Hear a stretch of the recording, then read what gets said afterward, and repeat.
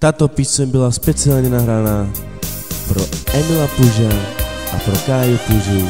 takže příjemně poslouchejte.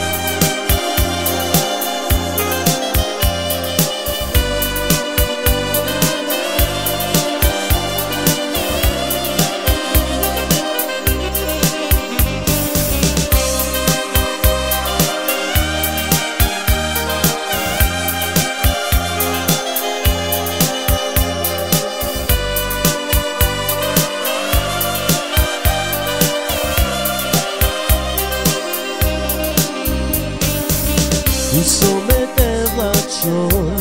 ruciavoro Il te vorrei ma che me vicina Insomma te faccio ruciavoro Il te vorrei ma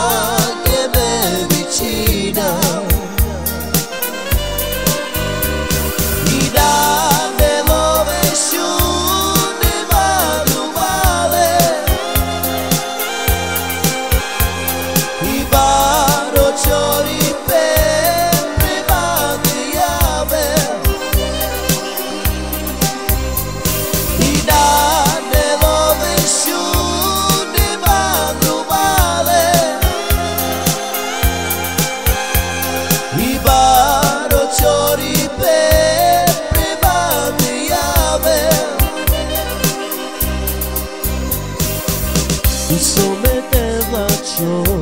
ruciavoro